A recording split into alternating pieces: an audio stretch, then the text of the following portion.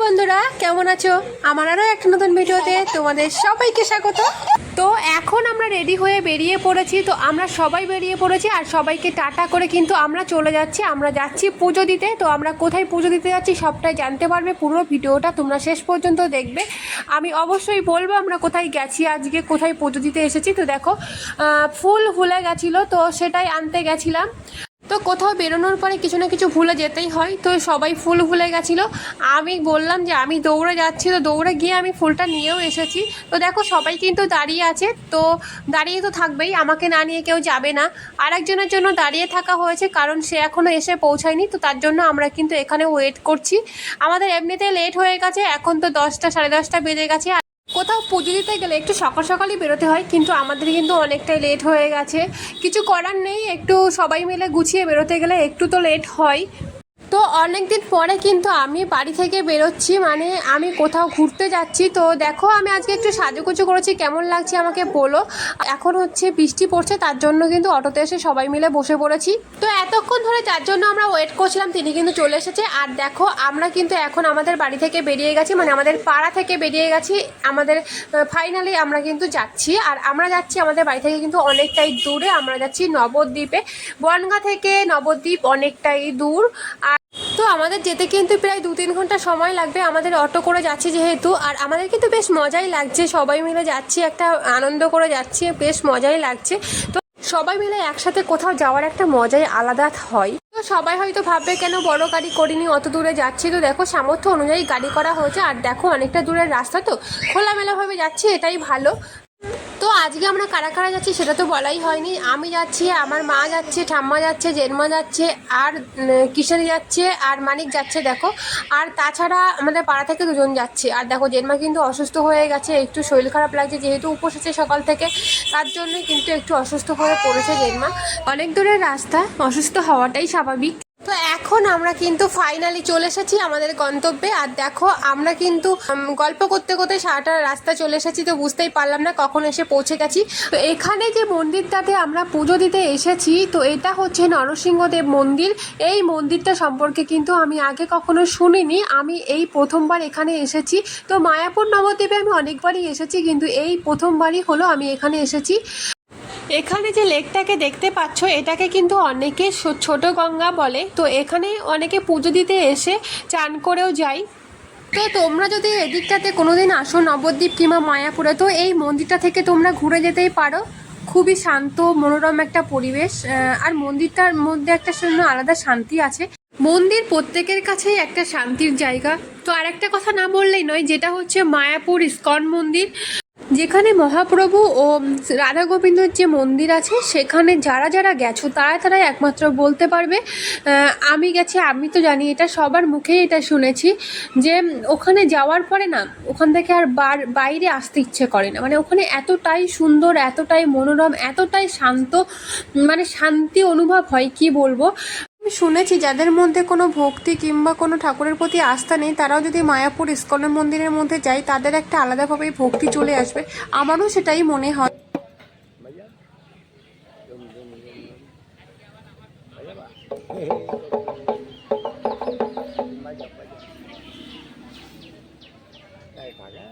তো এই বটগাছের নিচেই সাধু বাবাটা এখানে বসে থাকে, সবাই এনার কাছ থেকে আশীর্বাদ নেয়। তো আমিও একটু চলে গেছিলাম আশীর্বাদ নিতে।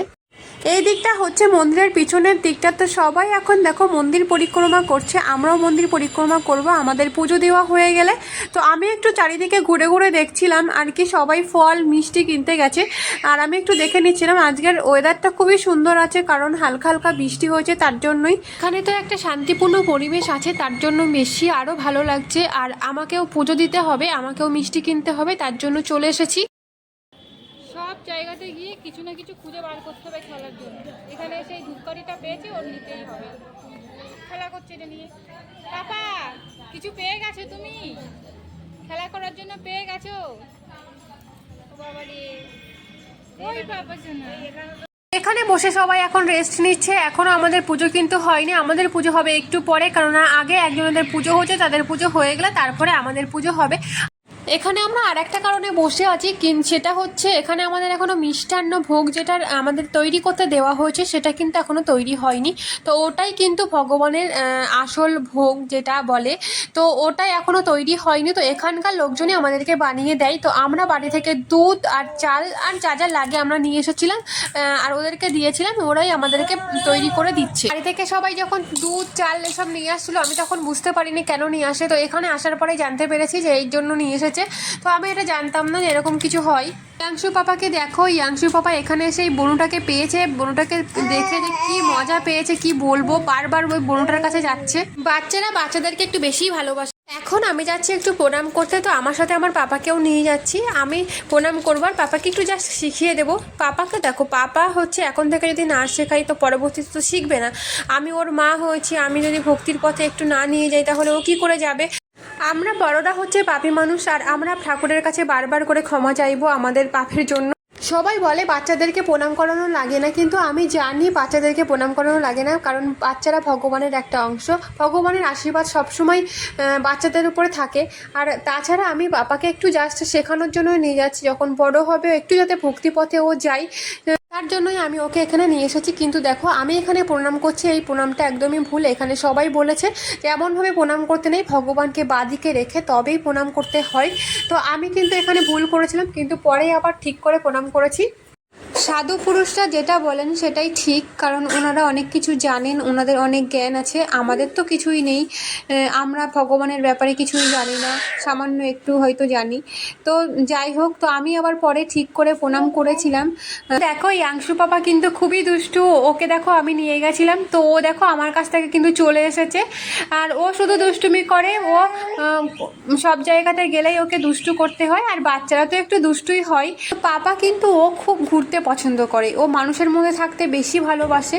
তো কোলে নিয়ে ঘুরে বেড়ালে ও কিচ্ছু বলবে না, পুরো চুপচাপ থাকবে, সবাই ওকে বলবে পুরো শান্ত ছেলে। কিন্তু ওকে একটা জায়গায় বসিয়ে রাখলে তারপরে বোঝা যাবে যে ও কতটা দুষ্টু।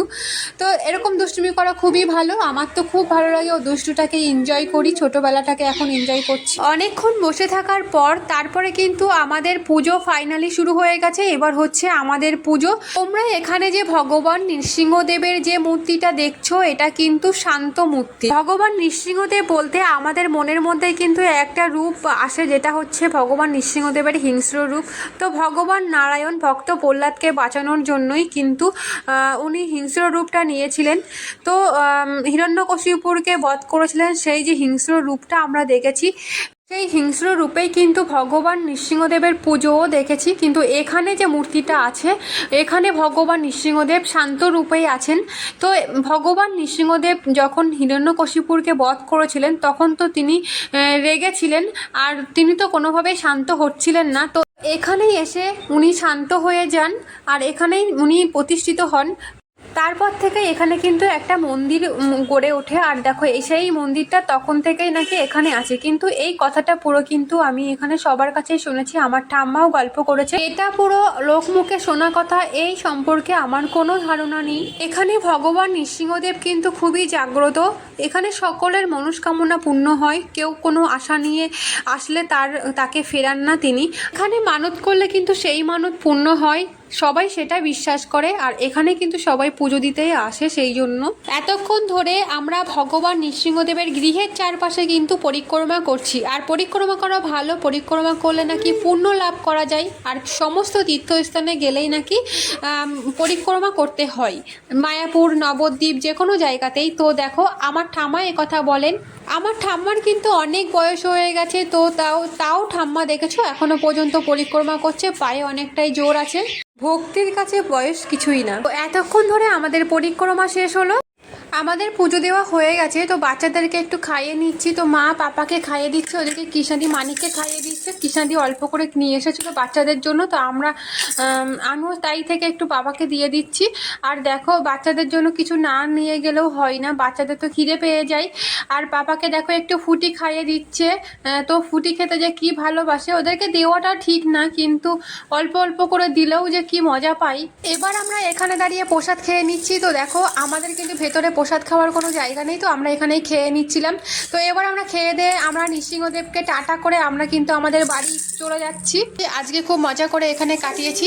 আর দেখো এই জায়গাটা এমনি খুব সুন্দর জায়গা, মায়াপুর নবদ্বীপ খুব সুন্দর জায়গা, আমার তো খুব ভালো লাগে।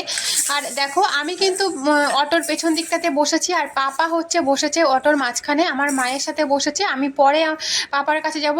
তো ভেবেছিলাম যে আমি আজকে আসবো না, কিন্তু দেখো না আসলে কিন্তু এই আনন্দটা মিস করে যেতাম, নৃসিংহদেবকে আমার দর্শন হতো না।